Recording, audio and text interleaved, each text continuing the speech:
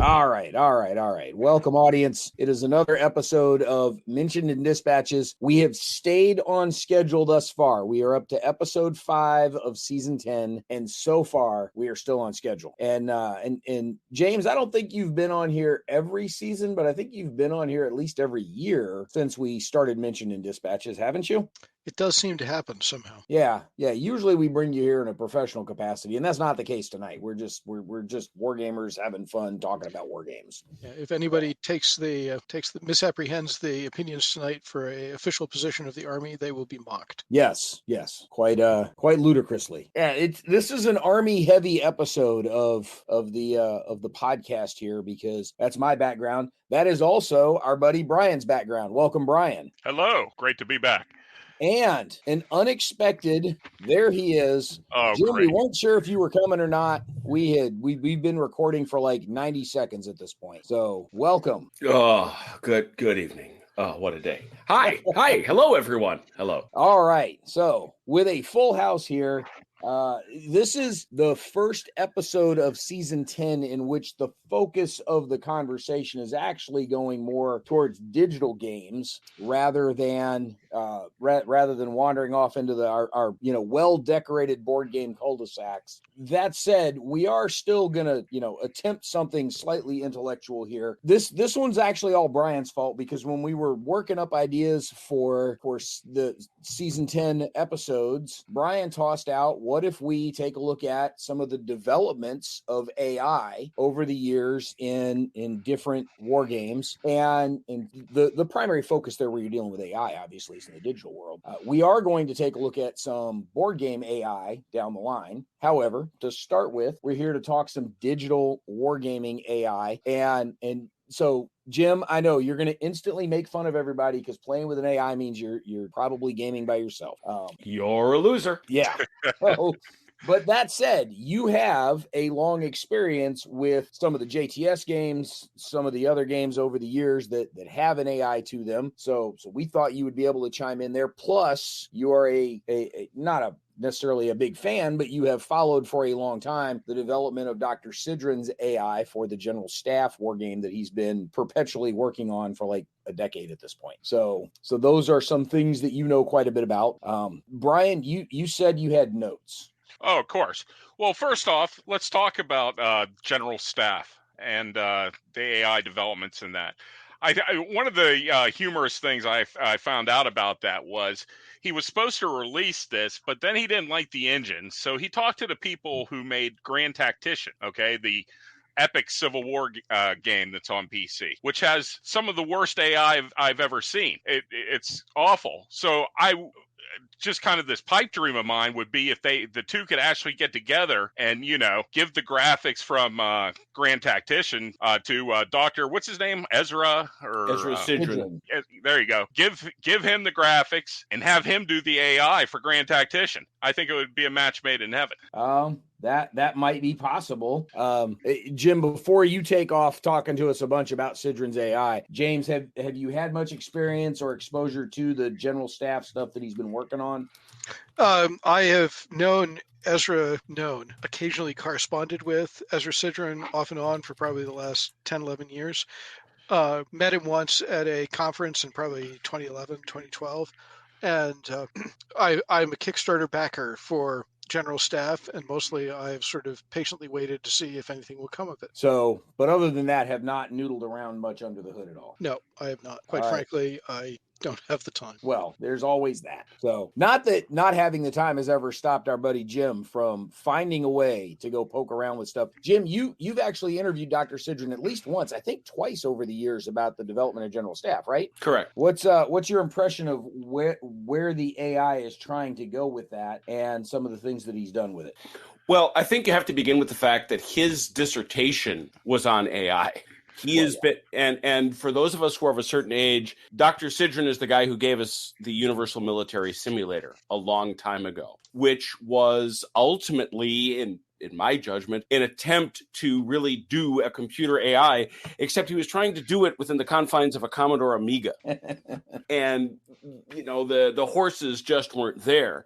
And so the world has continued to expand. But to Bryan's point, he has absolutely struggled to get this sucker out the door. And part of it is the fact that he's not a one-man band. I think he is a two-person band. But it is, he's shown a lot of things. He's shown a good deal of the work.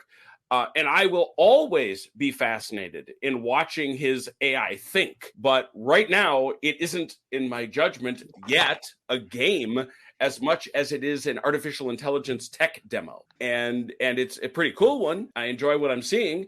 And frankly, I am grateful enough to him for UMS and UMS2, for those of us who have fond memories of that I'm more than happy to kick in the few bucks that I too did on the Kickstarter. But I don't honestly know that he's much closer to taking this AI, which, what does he call it? MATE. That's it. Machine Analysis of Tactical Environments. And getting it to something that looks like a finished product. And here I think, again, to Bryan's point, is you develop a great engine, you develop a great AI, but you still have to develop a UI and you have to develop a game. Yeah. And I don't, if you take chess, right, there are rules, there's a board space, there are pieces with various powers, and you can tell the computer to assess those. I have asked and not gotten a very clear answer, Dr. Sidran, what is the game that is General Staff? And I don't sense that that's there yet. Yeah. And I think there are a lot of folks that have a great idea for the sandbox, but at a certain point, you still have to put the game behind it. And so do you think perhaps it might have been a better option to attach the AI to some existing game and just simply improve that game to give the AI a workout, for lack of a better term? Yeah, and this is where, I stop at the door of the shaman's hut and may not enter because I am not in the tribe. But at least in theory, that does sound like a better notion to me. Set of software, as you say, that I know much better, the John Tiller, now Wargaming Design Studios, those games, the AI has never been a priority. So the idea that you would have a series of game rules, enforceable game rules, which you do, and then apply at the back end some artificial intelligence choices, that's awful seductive sounding to me. How well does it work? I have no idea, but that certainly sounds like something you might want to do when you've got something purpose built. My dim understanding is that unfortunately that is in the category of things that sound much easier than they turn out to be. So I feared,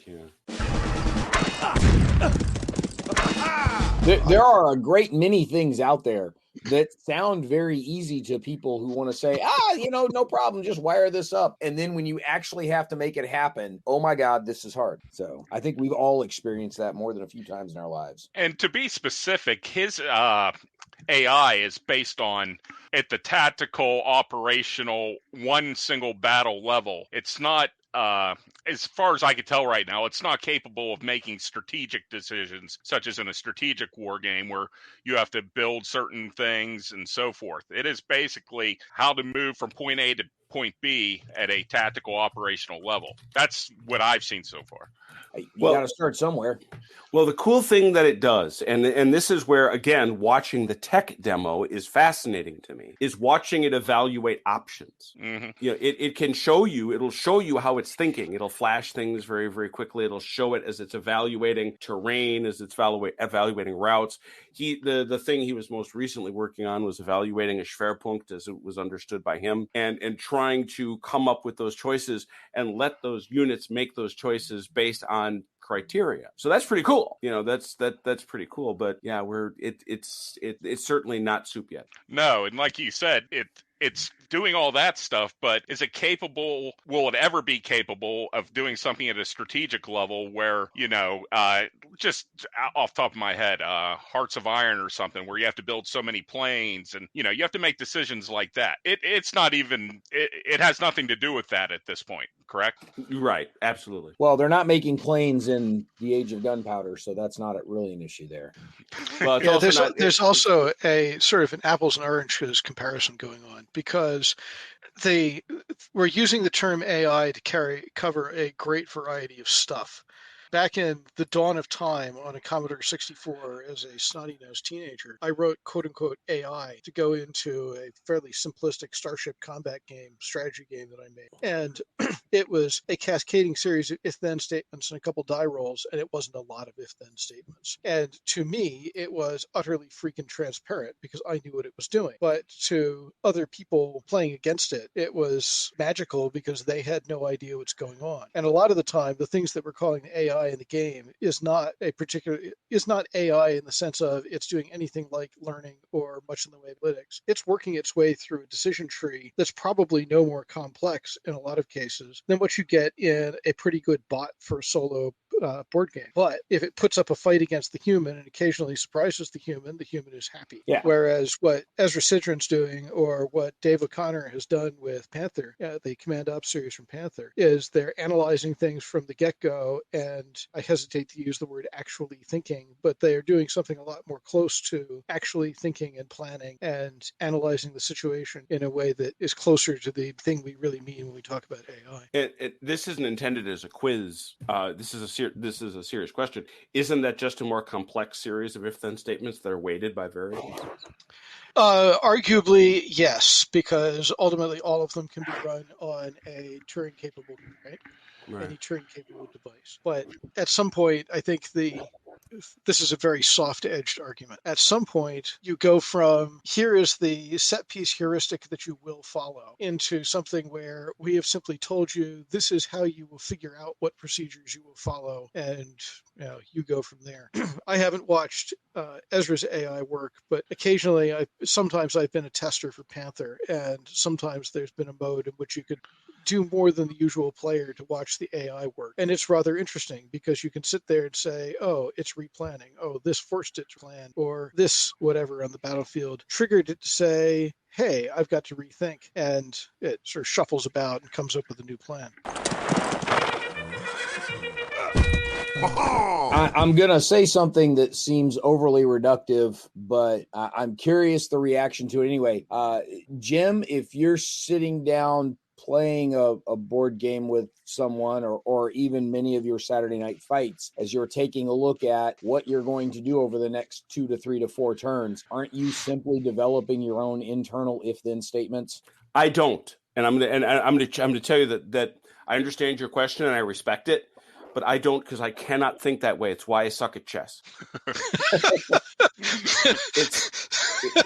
It is absolutely why I suck at chess. It's the whole notion of chess, which is, of course, between that and Go, I guess, are the gold standards of AI. The whole notion is if I do A, my opponent does B or C, then I have to plan for D. I get about 6 moves downstream, and I'm done. That's more than some people. Yeah. Well, I guess. It's and which is why my son is currently quite engaged in chess, and you talk about the machine learning. I remember playing chess with him at a very, very young age, and slapping him around and doing this. These days, it don't go so good. I'm watching the machine learn. It's a bit more of a struggle, but my only point is, no, for me, I cannot think that way. I know what you mean. I know but it has always been my understanding that all the early chess AIs were built around such a thing, trying to evaluate options, weight them, give them values, whereas Deep Blue and its successors did it in different ways. Things that, much to Dr. Ster's point, get much, much closer to the idea of learning rather than, Which has me curious. Do you think in the future that AI will not be attached to the games themselves, but the games will attach themselves to an AI that's in the cloud, because it's just going to be too overwhelming to program everything. Thus, keep in mind, the cloud is just someone else's computer, right? Exactly. A much better computer, though. Many times, yes. And many times a shared high-powered computer. And you don't have to program the AI into the game itself. The game will use the AI, that is available out there. See, here's the thing, and you raised an excellent question. I work for a municipality. We have a search engine for our municipal code. We built it here. We have it also for our legislative tracking system. And when I was asked once about the quality of the legislative tracking, one of the programmers for it, who happens to be Polish, said to me, "Jim, we're not Google." Which was his way of saying that particular quality of search heuristic was beyond their resources. Right. You can buy it, and that, I guess, is your point. You can hook up to it. You can hook up your searches to that, but you're going to pay for it. So is there a model here where they develop an AI, and can it be programmed that way? I'll be presumptuous and say it seems like there's a model for that. But the question is, can the games that we play ever afford to do that?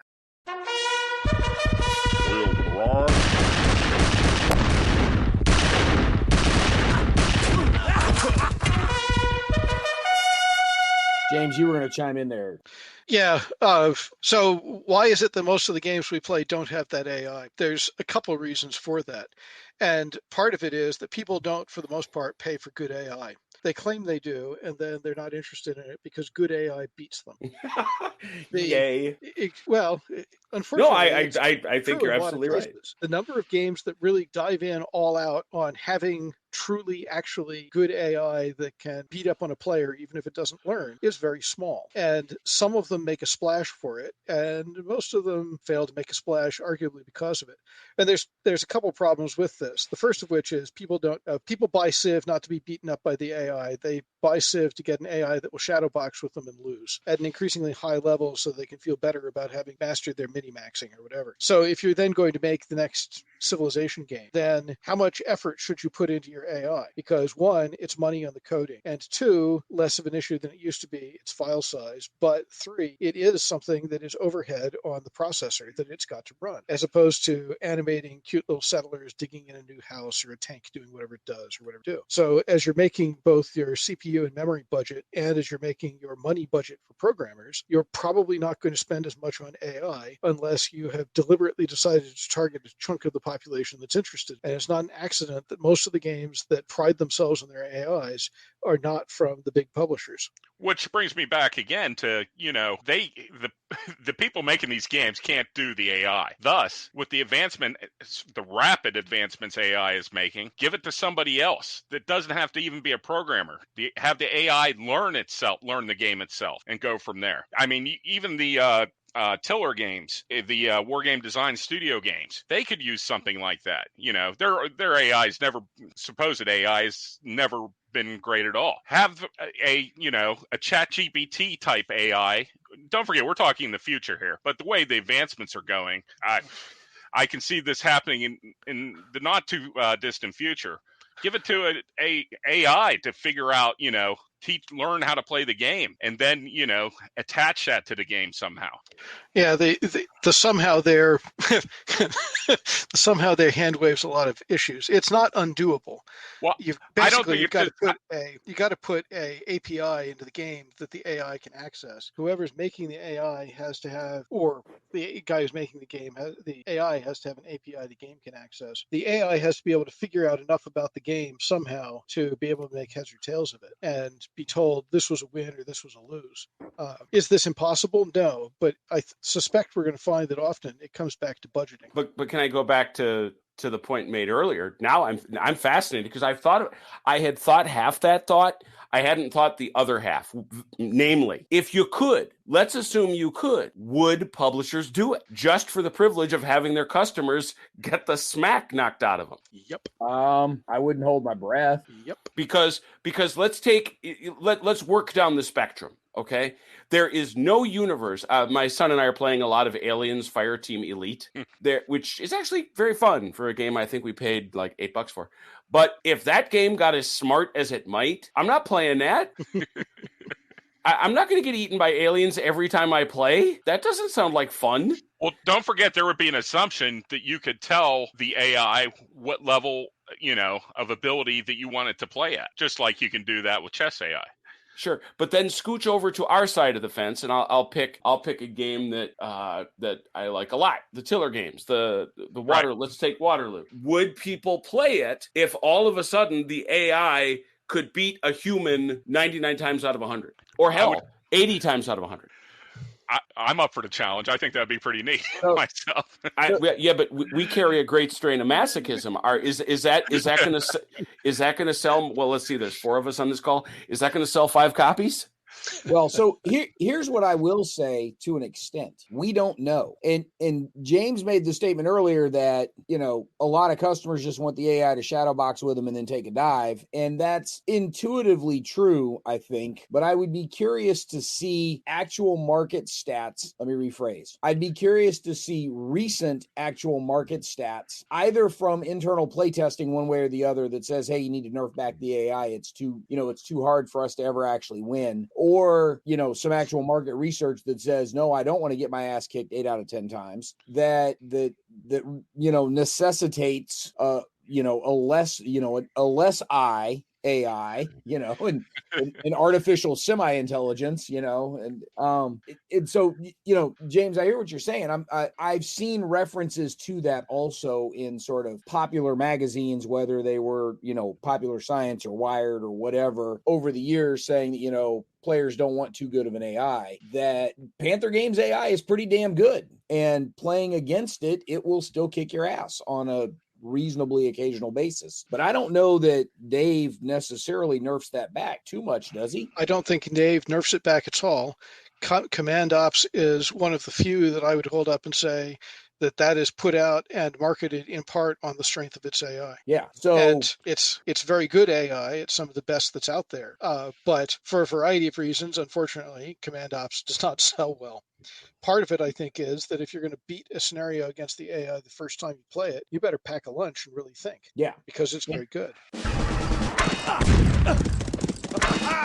Look, I will confess that, there are many times where if I'm plugging into a digital game, I don't want to have to think too hard. I would like it to be a click fest with a reasonable, rate of achievements coming through that maintains the dopamine hit that I continue to stay engaged with it, and not, invest too much brain sweat in getting my ass kicked. Mm-hmm. If I'm going to invest the brain sweat, I'd rather do it across the table from one of you guys, in a tabletop game with the beer and the pretzels and the banter and smack talk and whatever else going on. Well, that's why you like Civilization. Yes, that is. Now, I've beat Civ on the highest level of difficulty that is out there, and I will say it is hard. Now, one of the reasons, but it doesn't get any smarter as you play it and you move up the difficulty level. What it does is it instead steadily nerfs your production and enhances the AI. Exactly. Yeah. Exactly. It's not that it gets any smarter. It's that it puts more constraints on you to have to more carefully manage what you're doing. To an extent, I'm not sure Civ would be as attractive for me in the way that I play it in my life if it was a harder AI I had to really think about trying to beat. And equally to the point, Brant, if the only difficulty level available were the top one, would you ever get there? So this is where I'm going to make the argument for variable levels of AI in the whole thing, because that top level, I think, has real value. However, James, you're acquainted, we're all acquainted with the whole idea of crawl, walk, run. You got to learn somehow, and you've got to know what right looks like at crawling speed first before you have to try and make right happen against a much more competitive thinking AI. So did you ever wind up playing any of the Galactic Civilizations games? No, because Space 4X is something that I just don't dig. Well, the reason I bring him up is that the guy behind them, whose name is blanking out on me at the moment, has put a lot of effort in trying to make sure that it is AI, that does not cheat in the game. And he is one of the people who seems to put a lot of pride in having AI that's actually meaningful in the game. And it's my impression only, that the first one did well, the second one did okay, and the third one sort of became obscure. I've played it, and the AI, I'm not sure which version he's on at this point. I have played one of the versions before, and the AI was spectacular. Very difficult to beat. I played a moderate amount of version 1 and couldn't get past the easiest level. Well, yeah. And you know, we mentioned earlier sort of where do the economics on this line up, and truthfully, this goes back to a conversation that our buddy Zabek had with a development house, a well-known development house for a well-known publisher that had, by all accounts, a hit war game. Now, again, we're talking a hit war game. We're not talking Call of Duty kind of stuff here, you know, on a console that you know grosses north of $1 billion or anything. But had the conversation that after 3.5, 4 years worth of development, that this thing was finally published. And about 18 months later, you know, as sales kind of started to drop off some after the initial, oh my God, hey, there's a new game. Hey, we're learning a new game. Hey, here's the first 3 or 4 DLCs we already had planned and programmed over the first, you know, 9-10 months, whatever. As sales slowly started to erode because the new shiny toy was out and the DLC started to dry up, they sort of ran the numbers, and these guys had spent 4.5, 5 years of secondhand work, right? This wasn't their primary job. This was their second gig, their side hustle. And they ended up netting for all of that time somewhere in the neighborhood of $2,800 to $3,000 each. It's not chump change, right? If I walk up to you with a $2,800 check, you're not going to tell me, no, I'm good. You're still going to take it. But essentially, these guys had spent 5 years polishing up, you know, developing and polishing a very good war game that was considered a hit by most folks in that digital war game space. And at the end of it all, they bought a very nice Pottery Barn coffee table. Like that's what the end check ended up being. So how much does that check upgrade you from a Pottery Barn coffee table to a Pottery Barn living room set if you spend all that extra time on the AI? I don't know, but does anybody know? So, well, let's be clear. The game has to be good first. Well, yeah. Yeah, there is that. There have been plenty of bad games out there that nobody sticks around long enough to find out whether or not the AI is any good. So see now I'm officially obsessed with James's comment. I'm this welcome. Is yeah this Which is it's Bradley Wardell, by the way.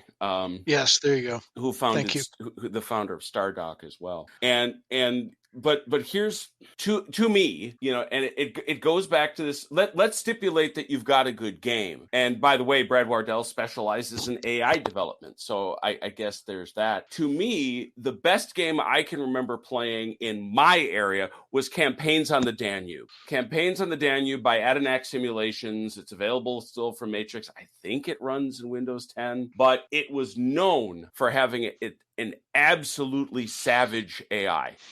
And that's why James's comment is sort of bringing me around to something else. And that's why I guess I would put as the banner over this whole thing, people have griped, and I would use the harder word about this, for 20 to 30 years about the AI in the Tiller game. They have said that it's horrible. Okay. That's absolutely horrible. It cannot attack. It just, if you are expecting it to attack you, you will be sitting there shooting at it like ducks on a pond. Okay. It just doesn't do it. And people have complained about it for all these 30 years. And now my banner I want to put over all those forums I was on and websites I argued on. Heck, it probably goes all the way back to bulletin boards back in the day. Do you really want a good AI, or are you just saying you do?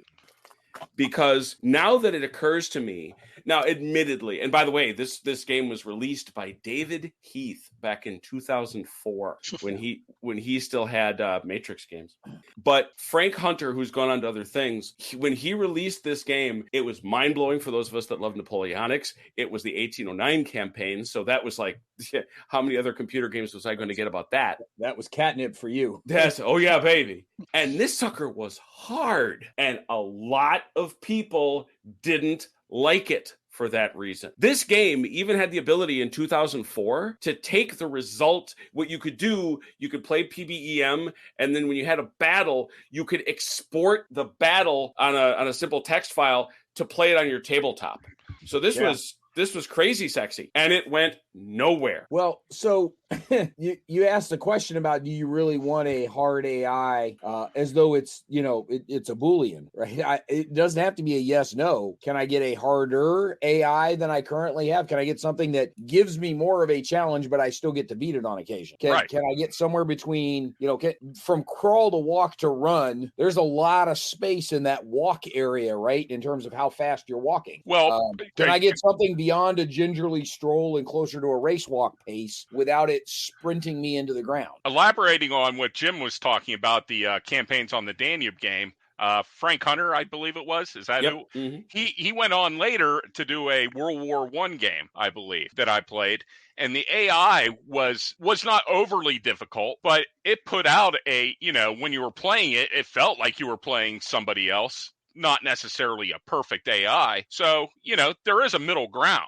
But that middle ground, and this, I guess, leads me back all the way to the point. If you're designing games, if you're putting out games into the market, where is that middle ground for each particular game? Because what we may want from that game is probably radically different from what a lot of other people want. I also am not sure, and I've been sort of pondering this in the background, with the way that more modern AIs work, how easily you can make it nerf itself. Because, and I know I've got a chess app on my phone, I can say my ELO is X, and it will supposedly sort of match that, and seems to.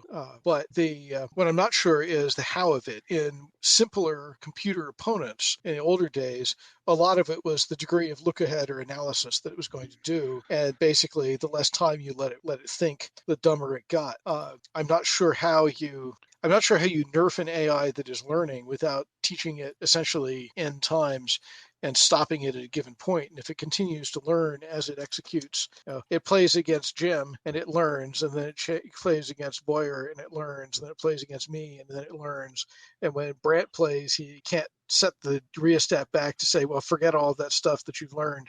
Fight as if you'd never met the three of us. I'm not sure whether or not that's possible. Well, it would seem that it would be able to learn, based on how well it's doing, as far as victory, it would be able to eventually, and like we're talking hypothetically in the future, it's going to be able to learn how to make things easier as well. Instead of just improving, well, if I keep doing this, I keep winning. Well, maybe I shouldn't do this if I want to make it easier. Hypothetically, yeah.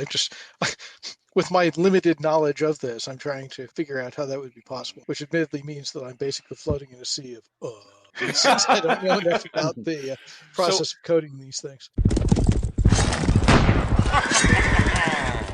So for the folks that don't know, like my day job, I'm a IT project manager. I've brought plenty of broader software designs to market, although not in the game space. I've been a PM on a couple of professionally focused gaming projects, but not ones that had an AI behind them, ones that always had players plugged into all sides.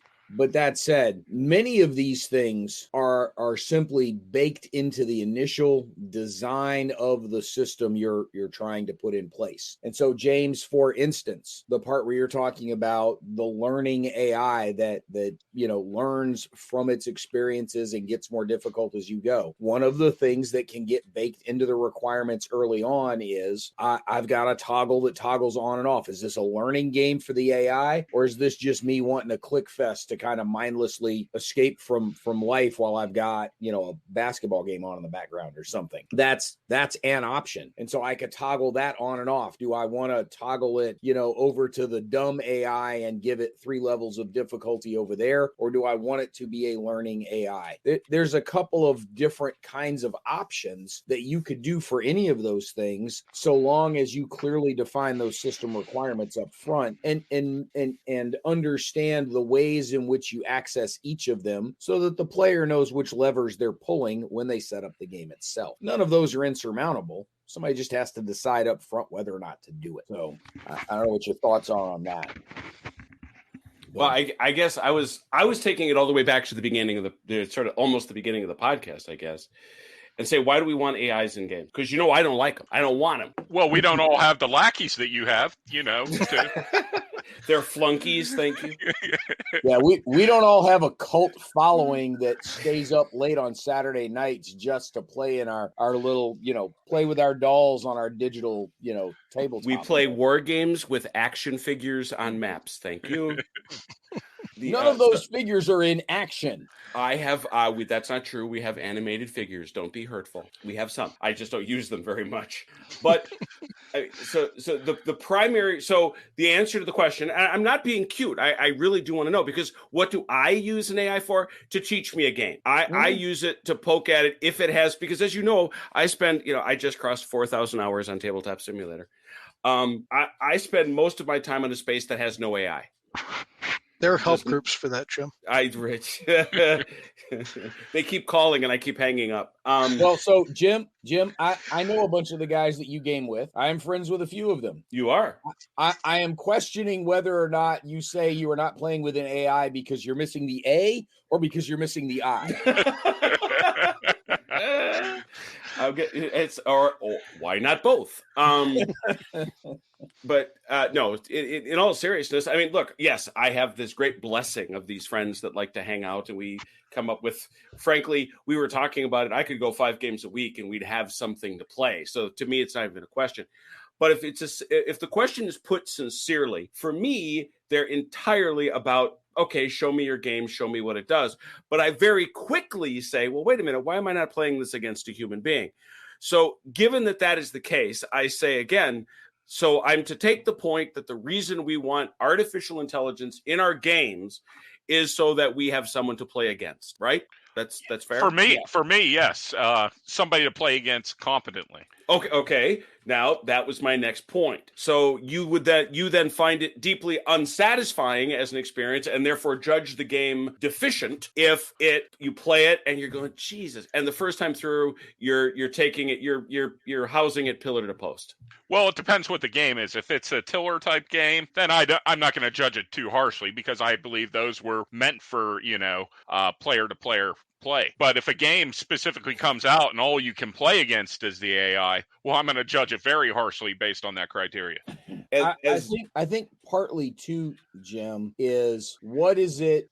Part of that evaluation is going to be, what am I expecting to get out of this game? Am I playing the AI to learn the game? Am I playing the AI just to have some sort of foil for my grand schemes and I'm expecting to succeed because I don't want to have to think about it while I'm just doing this with 3 other things going on in my life? Or am I looking for a legitimate, serious challenge that's going to try to kick my butt? One of the other things that is a very real consideration that I don't know comes through often enough in war game discussions. One of the reasons, and it's openly stated by many people, that folks like playing war games, particularly non-hypothetical ones, right? Ones about battles that actually happen. It's an exploration of the history and wanting to learn more about those battles. So now you've added the constraint onto the AI that ideally it should behave in some sort of historically appropriate fashion. So using cavalry as it was used in the 17th and 18th centuries, rather than this 20th century notion of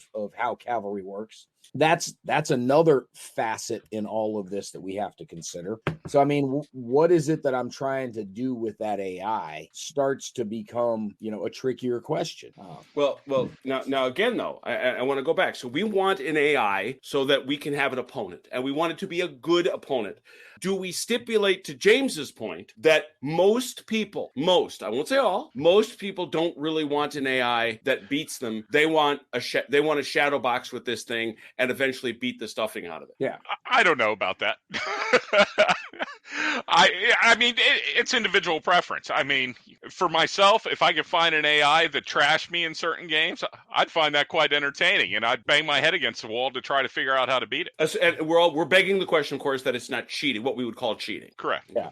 And I think part of this goes back to Bryan said something earlier, like I want a competent AI across the board. Whether I'm going to beat it or not, it shouldn't do, obviously dumb stuff. You mentioned the AI in some of the tiller games. It just won't attack. Like at a certain point, it should attack. One of the things that I have on my phone that's a bit of a time killer when I'm like stuck in line somewhere, that somebody had created an off-label and unauthorized AI version of the Dominion card game, the deck builder, and has expansions up through like the first 6 or 7 expansions in there. And this is not the officially authorized app from Rio Grande or whoever.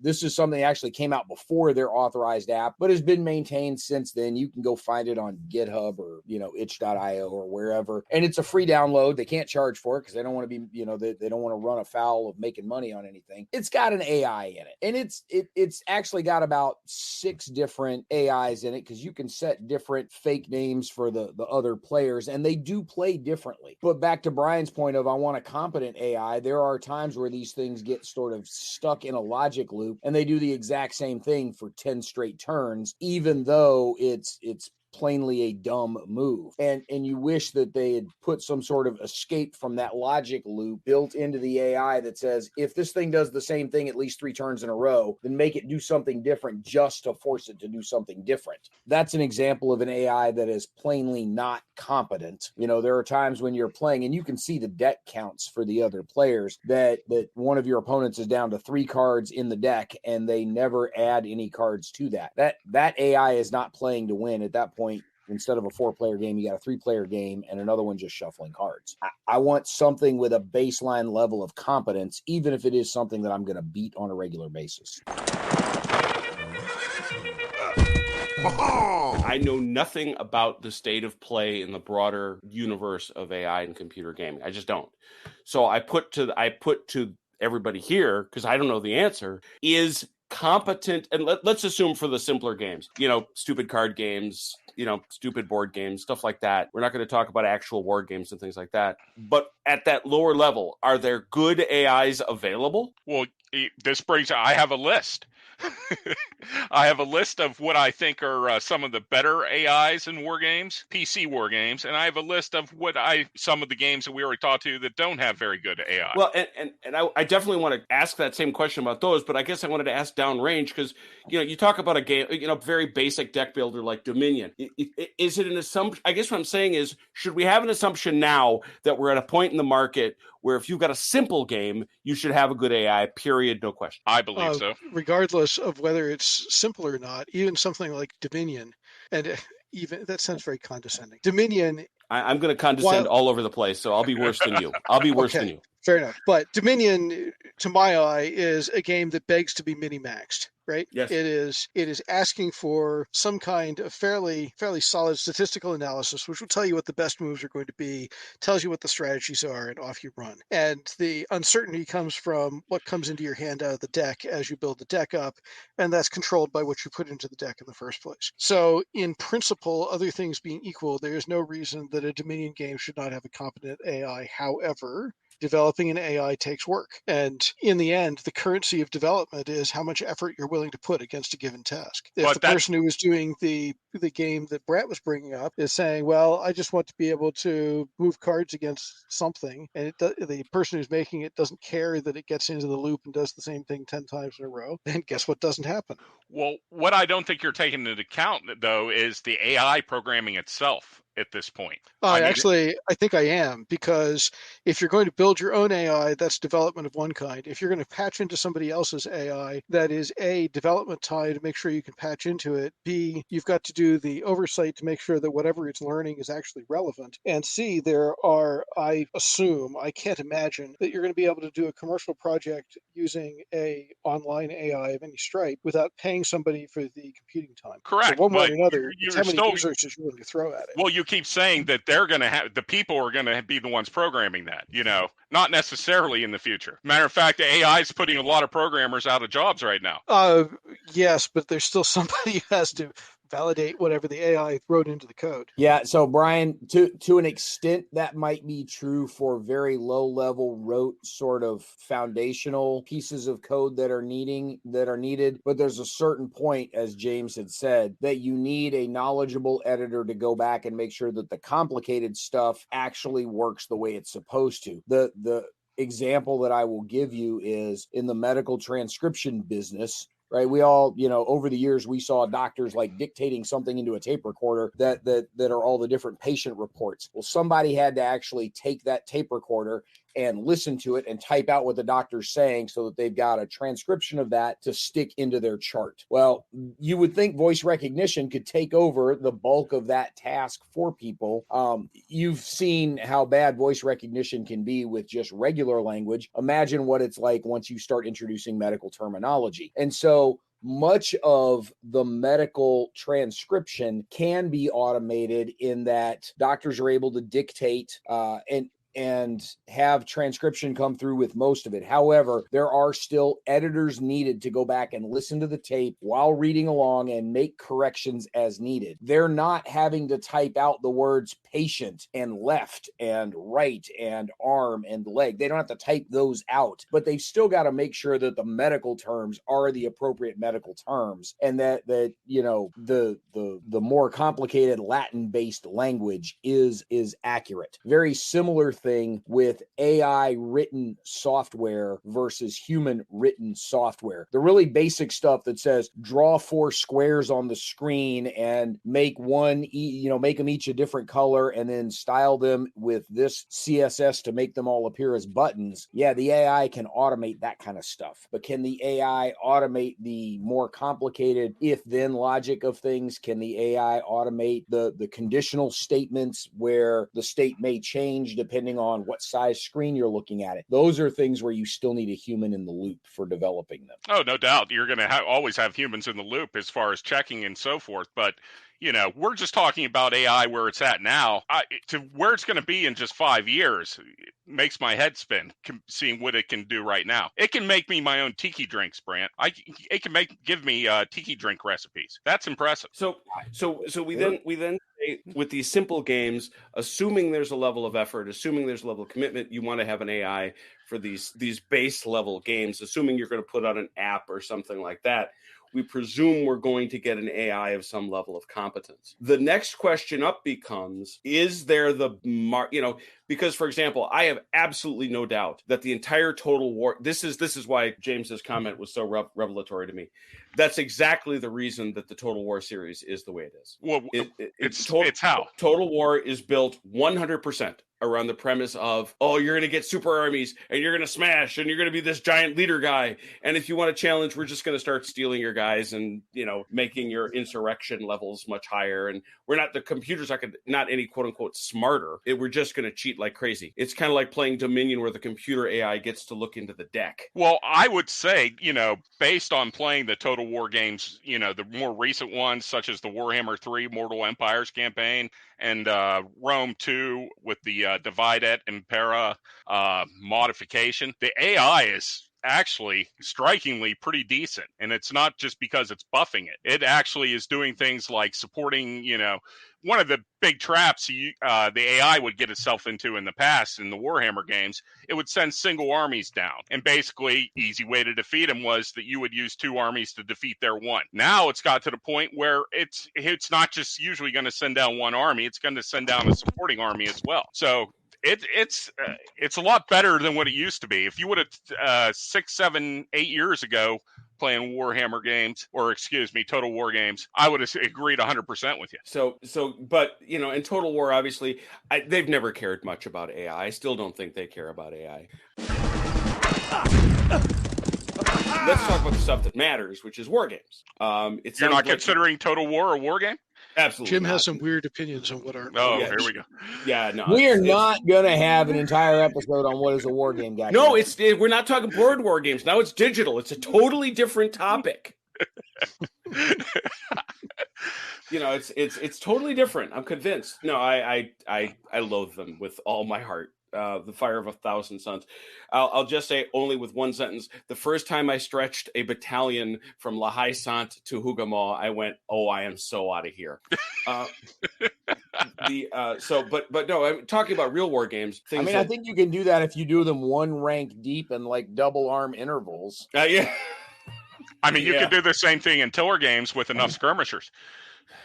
Well, I'm not sure that that's the problem you imagine it is. Tiller games actually go the other way. If you want to dive down that rabbit hole, if they allow too much into a hex, you know, the stacking is probably too high. But that's an outgrowth of the Labatt system. I blame them.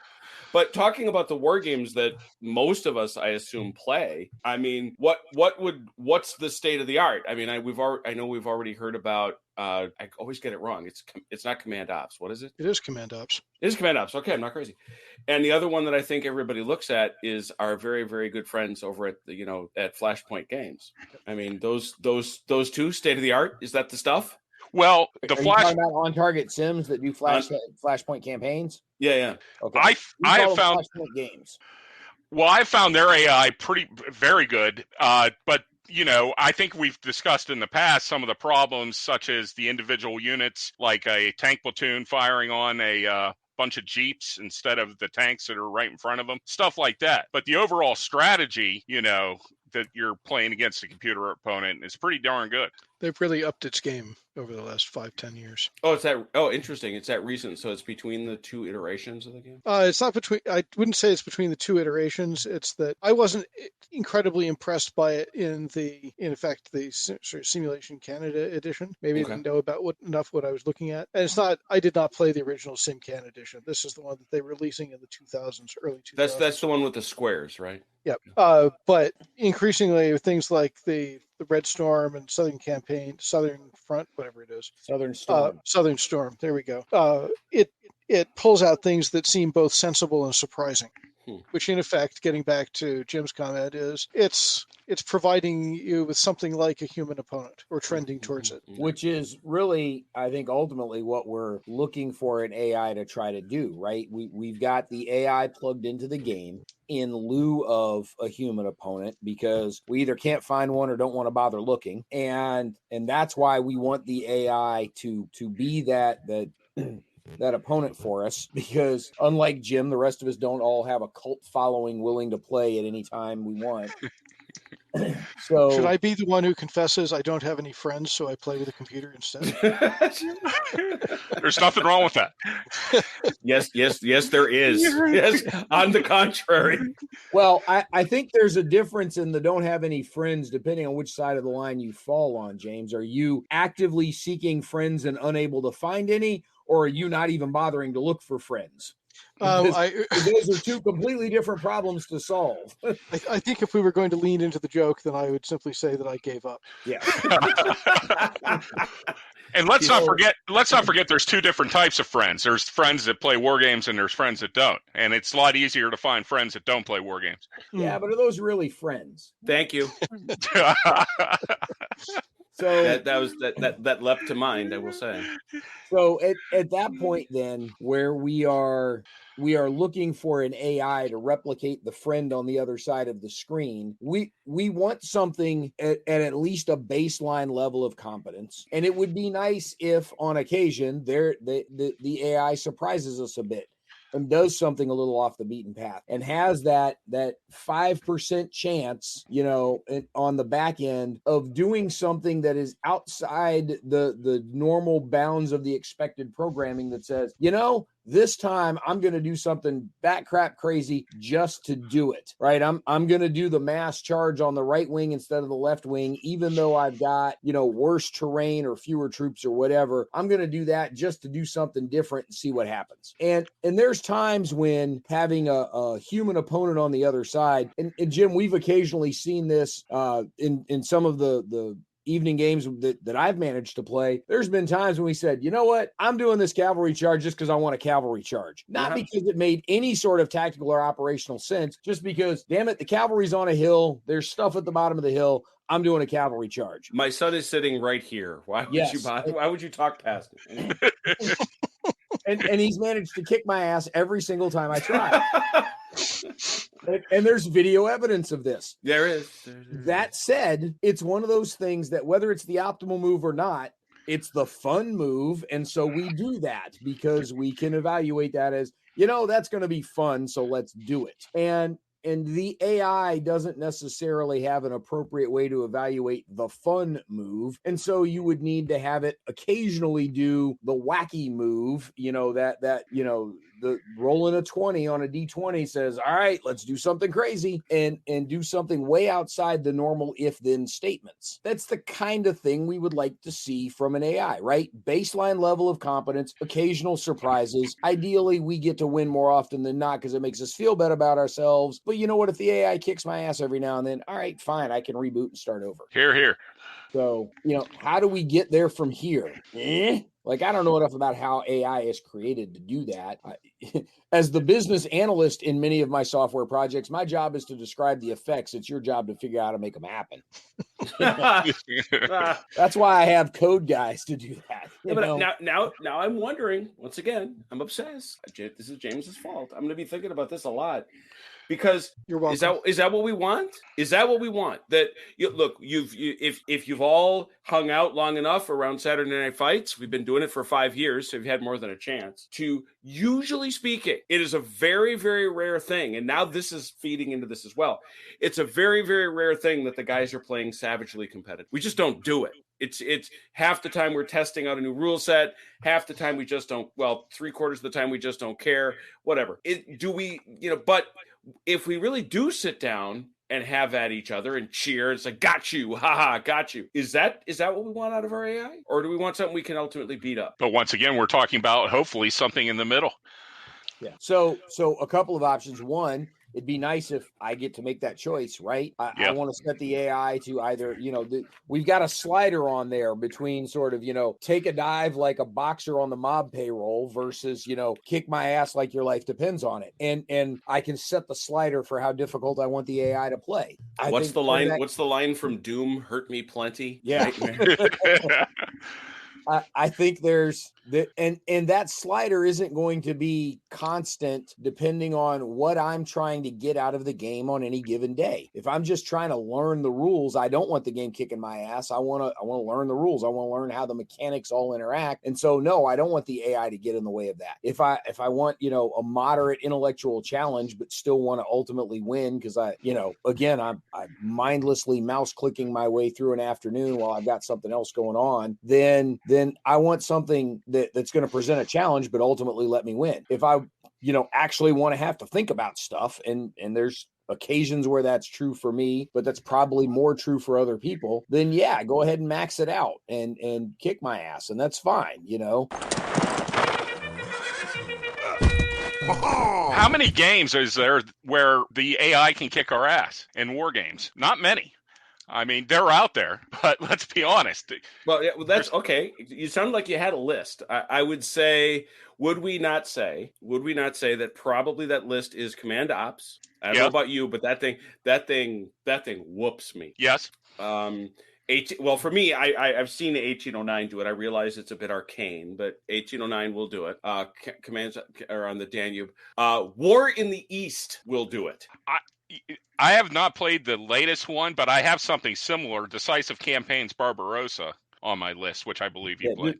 Does War in the East kick your ass because the AI is that good, or because you just have way too many things to keep up with yourself that you can't possibly click on them all before the AI cycles its next turn? I saw this exact argument in somewhere online. Well, Dr. Bruce Garrick, I should say.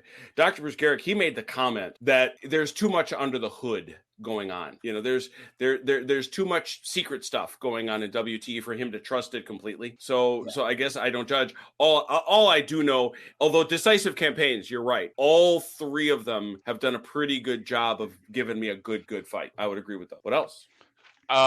What else I got here? Pike and Shot. If you've ever played the Pike and Shot games, yes, the AI can be rather good. Let's see here. I love how you throw an if out there with Jim on the call. Well, that was for Dr. Starrett. Unity of Command games. God, I hate those things. They have a very, very good AI. Do you like those slidey puzzles we used to get in Cracker Jack boxes as a kid? Same experience. For once, I agree with Jim. I think the Unity Command games are fundamentally puzzles in the guise of a war game. I thought you were going to go there about the Panzer General games. You didn't go to Panzer General because I'm queued up like a WWE wrestler on a top rope waiting for him to mention it. Well, I find them too simplistic for my taste, so I don't play them a lot. No, I've said this is scenario designed by turn limit. They are utterly they're unlosable absent the turn limits.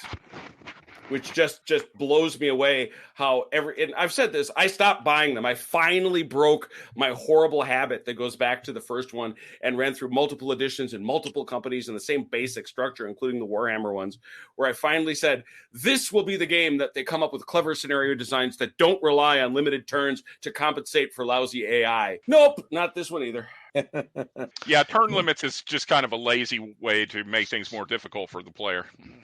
The modern Flashpoint games can give you a rough ride. Yeah, James, you threatened us with notes also. Like, we expect Bryan to show up with notes, but you surprised us by doing so as well.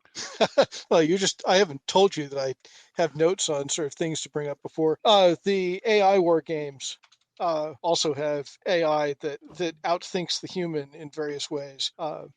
I can't even beat them at the levels that are intended for normal humans. So, which games were we talking about? AI War and AI War 2. Oh, Yeah. yes. Okay. Yeah. We already brought up the Galactic Civilization games, that one of the things they were very proud of in 2, although I couldn't tell it was going on because I was only playing at the pathetic level, is that it would detect things like, you're building up near my border, therefore I'm going to prepare for attack me, as opposed to being unaware of these things. Let's face it, a lot of the AI in these is often, well, not very good. One of the things that was on my list, for what it's worth, to bring up as a sort of counterexample, one of the things we want is the AI to do things that look smart. And the SWAT 3 and SWAT 4 games have the people who are on your team, the enemies, do things that look smart. But one of them came out 20 plus years ago, back when I was doing games journalism stuff. And I talked to the people behind one of them, and they said, yeah, the way that that's done is every single map, every single room, every single possible person who will be going into that room or defending it has pathing built in. So it's not AI, it's a huge amount of brute force human effort in that case.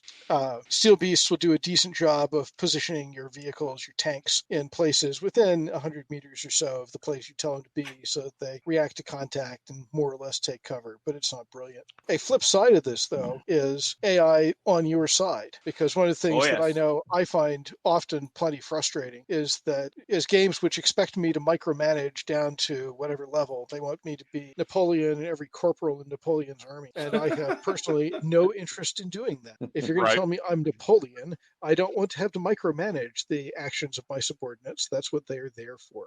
That's what Jim has all those players on Saturday Night Fights for. Yep. There's some real-time strategy games, a genre that I generally don't get on with well because of this, that my son adores, and I periodically play them with him, and it always drives me up the wall that you can win by micromanaging. This tank rolls forward out of the forest, and then it rolls back, and you win that little engagement that way. And I'm sitting there saying, I've got company and platoon commanders to do that. This is not my job. But I know that part of the problem that has been run into in doing the AI for the player is it's even more important that when the AI is supporting the AI has to do things that look like what the player thinks the player told the AI to do. And that turns out to be a challenge. It's got to back brief you. Yeah. So this is, whether you intended for it to be or not, this is a bit of a lead in back to the Panther Games AI, because one of the things, like, I've seen you use it at some of the Origins events that we've had over the years. One of the things that we've seen out of the Panther AI is that you can give it broad mission guidelines as subordinates to you, and then sort of get out of the way and let it do its thing. And for what it's worth, I don't know of any system out there that is better at that. Yeah. So as you, not that I'm asking you to try to get under the hood and describe any of the programming piece, because I don't think any of us have that level of expertise, but as you're looking at the effects of what's coming out of the game, as you're observing what's, the behavior you're seeing out there, what are the behaviors you are seeing in those games that you don't see in other games where you might expect it to appear? Part of the answer from me, at any rate, is the Panther AI will come up with solutions I had not expected. A really good example of this, we were running a team on team game at a convention once using one of the Panther games. It was the Command Ops game set in the Aegean. And the British side was defending a river line, and the German side was trying to get across the river line. And the British, seeing that the attack was all coming over on the eastern half of the map, took their garrison away from a bridge that was over on the western part of the map. And the AI happened to have a scout unit that could see this. The Germans happened to have a scout unit that could sort of see this, though the players had not noticed it. So the players took a Panzer battalion and ordered it go from here to here, intending it to continue to go into the grinding slugfest they had going on the eastern edge of the map. And before anybody had really figured out what was going on, it had raced off to the western edge of the map and was crossing the river there. And the players in charge of it were saying, cool, hadn't intended that, but that's awesome. And the players who were suddenly caught off guard by having it happen to them were trying to figure out how to react to it and having trouble. So it sometimes sees opportunities that you don't, or comes up with things that you don't. The Panther guys also have tried to make it transparent what it is that it's doing. So if you select the units involved in a task, they'll show you where they intend to move. If you select a specific unit involved in the task, it will tell you what it thinks its job in the current task is. I'm a line unit or a reserve or a flank guard or whatever it might be. And it's a step in the right direction, although it requires a lot of knowledge of the interface to be able to pull it out and make heads or tails of it. So there's kind of a barrier to entry there, unfortunately. I don't know if I wandered off your real question there. Well, so you gave the example of kind of moving the garrison to where the threat is. Is that not something that you would have seen with a lesser AI being plugged into a comparable scenario? Most of the time, I think people expect that when they give the AI the order, the AI does what they tell it to do the way they told it to do. It's like the Steel Beasts AI, right? I tell a tank platoon to take up a battle position at wherever, and look in this direction, engagement area over there. And I trust the AI to find a spot for each of the vehicles or the infantry or whatever that can see at least a reasonable portion of the engagement area and has decent cover in that direction. I don't expect it to say, there's an opportunity that I'm going to take that is 10 kilometers out of the way, the path you gave me, and I'm just going to race off and do it. That's pretty well outside the bounds of what most people expect the computer assistant, if you will, to come up with. Yeah. Which leads us to the AI acting in a human fashion, because a human usually isn't going to do things directly. Your subordinates aren't going to do things directly, the way exactly that you're thinking they should do it. So, and that's actually built in, I believe, is a Scourge of War, where you're able to, give division level commands and brigade level commands. And just my experience, half the time they don't do even close to what the heck I want them to do. They arrive in the general area, but that's about it. So kind of like a built-in feature almost, where the AI is almost acting human-like. Mm-hmm. Yeah, but I like Scourge of War basically at root, but if you get above the brigade level in the Napoleonic version in any event, I think that's a bug, not a feature. You might be right. I mean, at the divisional level, there are guys doing I know not what, and I've seen the programmers before the ugly split. I saw the programmers try to defend it and say, no, here's what it's doing. And I never bought it. I never did. I think at the brigade level, they deploy credibly and they set themselves up nicely. But it was something I think Brant said earlier. I think it's a fascinating question. And I'd forgotten what James was talking about, that, yes, it's one thing that I don't know as anybody else does, which the command ops does, which is say, when you click that unit, it says, here's how I perceive what I'm supposed to do. And there's not a lot of other games that allow you to see the game thinking. So you don't know if it's cheating, if it's screwing up, if it's stuck, if whatever have you.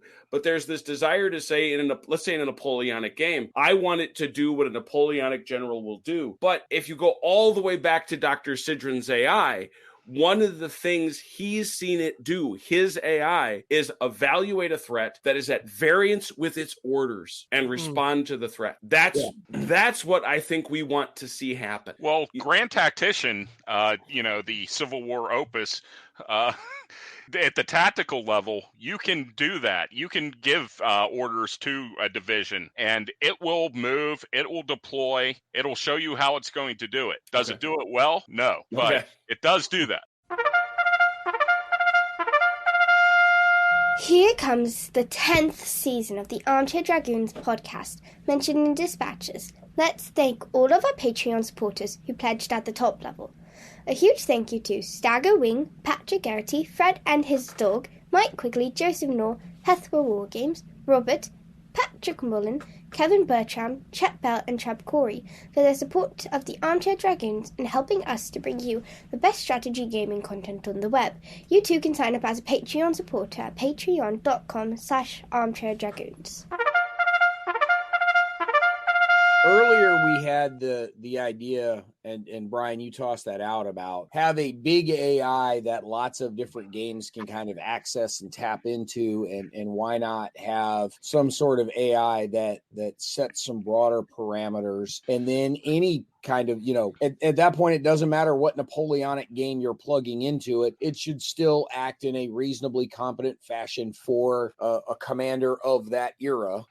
Again, we wouldn't expect World War I tactics out of a Napoleonic general any more than we would expect World War II tactics out of, a medieval general. So I think we would want period appropriate behavior as a part of this. The challenge you run into, and this was asked, and I don't remember exactly what, who threw it out there, but to what, how do you get multiple games accessing that AI? And I think where that's going to come back to it is, who are the companies with the large stable of games that you would be using an AI consistently across a whole swath of games out there? And there's not many of them. And look, in the war game world, there's only a half a dozen or so, significant software, digital game publishers, and they've all got multiple titles. There's not a lot of one title shops floating around out there where that's a primary line of business for those guys. So if it's, Slytherin and Matrix plugging in some big AI that 12 different World War II war games can use, okay, maybe that's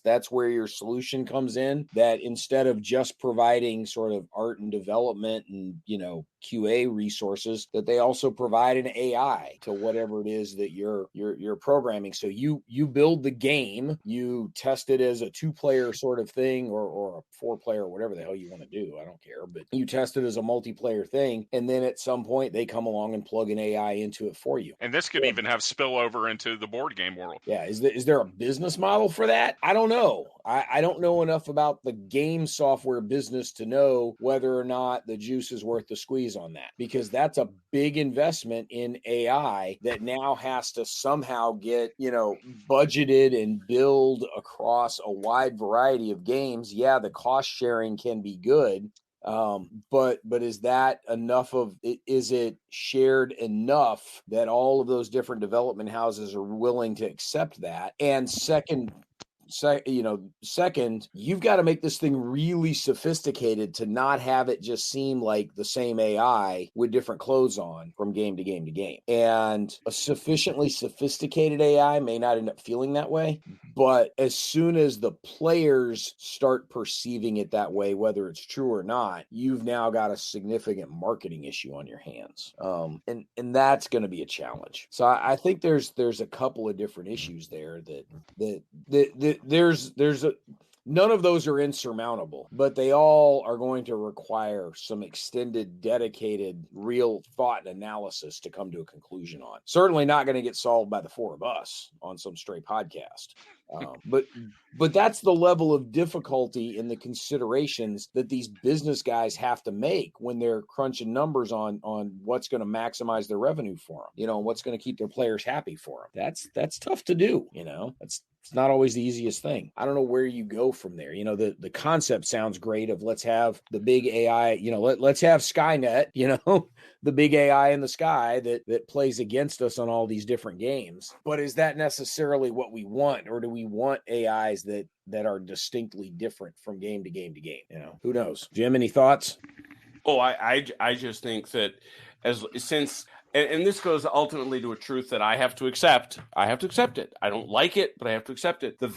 I forget who told me this first. It might have been David Heath. It might have been Gene Billingsley. The vast majority of gamers are solo gamers. Whether they're episodically get to play with a group or not, they're largely solo gamers. And so we're always thinking about AIs, be they cardboard or whether they be computer. And since that is true, AI is going to be with us. It's going to continue to evolve. It's going to continue to be part of the pattern. There is and the only question is, what's the margin for these very, very small developers? Because I shudder to think how many games did Command Ops sell? It's, as you said, it ain't Call of Duty numbers. I promise you that. Yeah. And I suspect 1809 sold fewer than that. The Tiller games, the WDS games, they do well. But they're in their niche. And I will tell you, I don't think I'm telling secrets. Just having had a conversation with David Freer and some of those guys, they are taking another dive into the AI. But, and this goes to, I think, something James said very early in the podcast, it's old code. Yeah. The AI is old. And going back in there is a great idea. Let's do it. It's Fibber McGee's freaking closet. Kids, look it up. It's on Wikipedia. How many kids do you think are actually listening to this podcast? Good point. We're all good. I love Fibber McGee and Molly, by the way, and the Great Gildersleeve. But besides that, just in case you were wondering, on Steam, Command Ops 2 has sold 9,185 units total. Good. That's just Steam. Yeah, but I mean, and bless them. And everyone a deserved sale, but that's insanely low. And there's 6 active players right now. Jim, you're right. That does feel low. What's a comparable tabletop game to one of the Command Ops ones? Something in the BCS or OCS? Yeah, I'd say it's OCS, isn't it? Yeah. So find me the OCS game that sold 9,000 copies. Yeah, but the development cost of a Command Ops is dramatically, or the development effort of a Command Ops is dramatically higher than an OCS. Yes, but keep in mind I'm not so sure that's strictly true. Oh, well, okay. Defend. Because Panther's small, and so I don't think Panther has ever exceeded 5 people. I could be wrong. Dave O'Connor will come up from Australia and correct me or something, in which case I'll serve him dinner. Throw a Pop-tart at him. He'll back off. Man, he's never going to live that down from 10 years ago.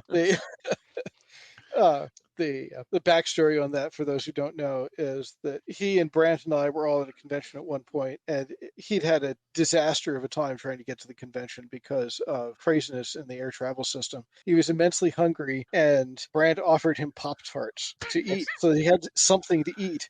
And he told us that they were not actually food. that was all we had, right? That was the only thing we had in the room at the time. With some Pop-tarts in the fridge. And and James, not to make you feel any older, it was closer to 15 years at this point. Let's not think about it. Yeah.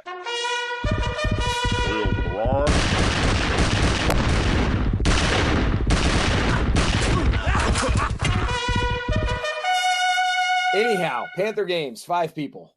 Yeah, so Panther, I don't think has ever exceeded 5 people on payroll. And the OCS and BCS games, you've got Dean Essig at the helm of designing them.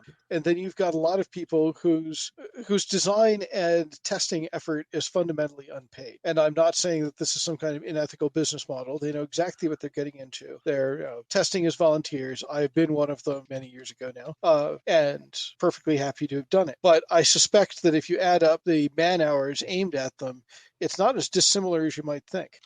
I think a couple of things are probably also related to this. One, OCS gets a whole lot of its testing done by volunteers. Yeah, exactly. I don't know how much of that is true of the digital games, but a lot of that play testing for OCS is done by volunteers. The actual lead time from flash to bang for when somebody starts an OCS game to when it finally rolls off the presses is probably comparably long to software development stuff. Again, I saw Beyond the Rhine getting play tested on highlighter maps, 5 years, 6 years before it ever actually rolled off the printing press. But the other thing that definitely applies to Panther games, and this is probably true of a couple of different digital houses, that is not true at all of anything MMP does, is that there's some other customers across which they're able to spread development dollars, because especially in the digital wargaming space, a bunch of those guys, Tiller for a while, Dave O'Connor currently, have some government contracts that will help subsidize the development of things like those AIs that they can then turn around and apply towards commercial products. That's not something that MMP gets to take advantage of in their board game business. Who does Panther have a development contract with? I mean, that's good news. I'm glad to hear it. I thought they had one with the Australian Army for a while. They had one at one point, but I do not know that they have one now, which doesn't mean they don't. It's just my ignorance speaking. And even if they don't now, they did for a long time to help with the development of that AI and whatever else they were doing. You know, that there was going to be some spillover effect that they were going to be able to take advantage of for commercialization purposes. They're not the only ones that have been able to do that over the years, right? Tiller had how many Air Force contracts for how many years that, you know, was able to help subsidize the development of some of the commercial digital products. And we've seen that over the years with a variety of different digital products. You know, the guys that did TAC Ops for a long time, there was a contract with the Armor School that, you know, the CAV edition of TAC Ops that they sold to the guys then at Fort Knox. There was a single sale. Well, but they were able to take advantage of some of that funding to do other things, you know. Yeah. But those contracts do exist, and that's a revenue stream and a development fork that the tabletop guys don't have access to. But even so, even if you added up every OCS game out there, are you going to get to 9,000 units? You know, all the sales of all the OCS games, maybe you might get to 9,000. I'm sure Gary will yell at us one way or the other about Yeah, this. so if we assume, let's do a Fermi estimation on this, right? How many titles are there in the OCS series now? Because I don't know, but call it 20. It's plus or minus a few. 20, you think? Yeah. Yeah, you're right. See all 20 at Board Game Geek. So assume there's 20. Let's make a minimum assumption that just like GMT, the minimum print run is 500. I believe that it is bigger, not for any particular reason other than at some point you're going to want to print a few more to make sure that you've had more, get more sales out of it.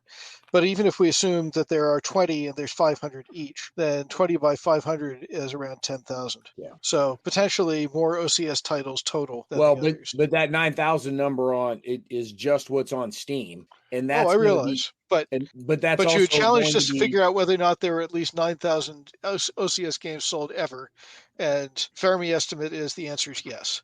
Yes. And the reason any of this is relevant, other than the fact that I really do find it interesting, is that it goes to the resources that are available for the command ops, the Panther games of this world to develop their AI. I think it's a wonder that they do what they do. Yeah. I was just, you know, my son's obsession is Elden Ring, and that sucker has sold 20 million copies. Yep. You know, so yeah, and they have AI. They have AI coming out in buckets, and it's impressive, and it's kind of scary good. But when you're selling some 20 million somethings for $60 a crack, the math isn't hard to figure out. Yeah. Yeah, definitely.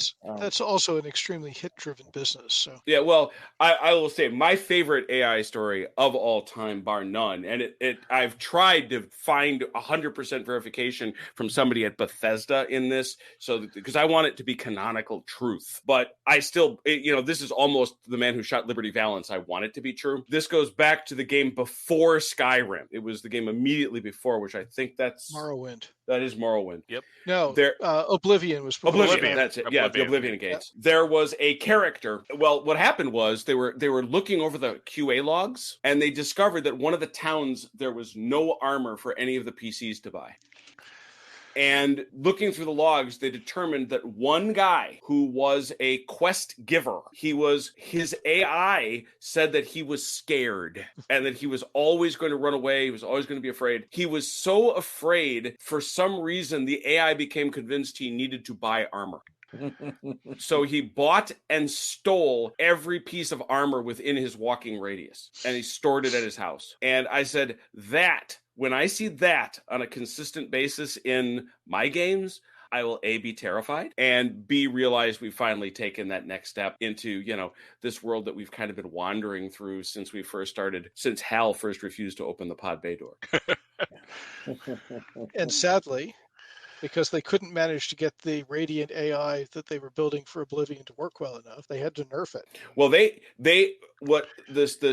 accounts that I have read said with that AI, you're right, they couldn't get to work right. They actually stored they saved that setup, that instance, because they wanted to see what else he would do. One of the things I just remember is that there are a lot of demos and interviews and whatnot just before Oblivion came out, for a while before it came out, talking about the amazing things that the AI would sort of do unprompted, firefights and whatnot breaking out between AIs and things. And then the game came out and none of that was present. And the AIs were doing the usual stupid stuff that AIs do. Walking into walls. Word eventually, well, they mostly avoided walking into walls, but it turned out that they couldn't keep it controlled enough to avoid chaos breaking out, so they had to nerf it. All right, so we're a little over 90 minutes into this as we're recording. Probably shorten it up a little bit as we go with some editing, but have we actually reached a conclusion on literally any facet of the AI discussion other than, man, it'd be nice if they were better? Nope. Absolutely 100% not. Yeah. All right, I got something in which I'm fascinated, and I hope others are. It didn't come from me. So which point are you now going to obsess over and endlessly research? Oh, James, I may well judge every AI. I don't run into AI much these days anymore. I don't really have a tolerance for games I can't play with other people. But whenever I am playing them, that's how I'm going to judge them. I said, are you trying to give me an honest to goodness fight, or am I, to borrow James's well-chosen phrase, am I shadowboxing? Yeah. James, thoughts? Yeah, the last thing that bubbled up in my head is, as we were talking about AI that was adapting to the player, is that a good example of AI that really did adapt to the player well in order to give the player a good experience is I think they called it the game director or the sort of movie director for Left 4 Dead, which was built in order to give you a varied experience as the zombies charged at you in whatever, patterns the zombies would crop up, keep you on your toes, keep you moving, not challenge you too much, punish you if you did dumb things like splitting the party. And that probably deserves more recognition for having been good player adaptive, player focused AI. Okay. Bryan, you started this. This is all your fault. Well, I'll tell you what, it's kind of scary times that we're living in with the advances that AI is making overall and just seeing what's going on. Question is, 10 years from now, are we still going to be around to be able to use the AI in these games? Yeah, things are happening at a very rapid pace, not only in gaming, but just throughout the world. And it's kind of scary. So how many of us are going to rush off to ChatGPT and say, write me a competent Napoleonic AI for a war game? I think you'd need to put in a great deal more specification to be able to make it do that. Well, Brant, and the review that I did, yet to be published, I just for shits and giggles went and, tried to have ChatGPT write it for me just to see what would come out. But the problem was the game didn't come out till after 2021, and the database for ChatGPT ends in 2021. So it did a very, very bad job, even worse than mine. Yeah. And for the audience to know, because I know, it may be out by the time we post this episode of the podcast. The issue is not that I'm blowing you off. The issue is that I've been buried under a bunch of other stuff trying to get done for the site leading up to this point that now I have some breathing room. I can actually go back to editing articles. So you have feedback coming back to you shortly. Oh, take your time. It's not that great. So, audience, we appreciate you listening to this extended bar side ramble. As we've always said that the ethos of our podcast here is sort of a bunch of wargamers having a chat and somebody hit record, and that's kind of what you got tonight. So I don't know that we necessarily arrived at any firm conclusions on AI, but I don't know that that's really at all what we set out to do. It was just sort of exploring the space because this isn't a topic that we've ever really tackled before. So Bryan, I hope we at least genuflected in the general direction of what you were thinking when you threw this out as a podcast topic. The alternate viewpoints definitely give you something to think about. Yeah. So, audience, definitely chime in, whether in the comments below in the article here or over in our forums. Let us know what you think. What are some good AIs that you've seen? What are some crappy AIs that you've seen? What are some improvements that you would like to see, and what those might do for you for your gaming enjoyment? What are some games that could benefit from them or not? And then down the line later in this season, we are going to come back around and we're going to talk about the idea of AI in board games. And Jim, don't worry, we're not going to bother. We're not going to bring you back for that one. We're not going to have you show up and just harumph your way through 90 minutes.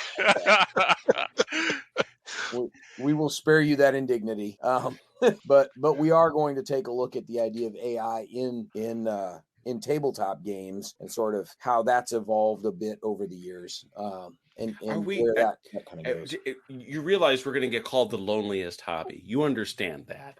Dude, I've met some of us. Some of them deserve to be lonely. There's a few of them I would like to make lonelier than they are because they keep on me.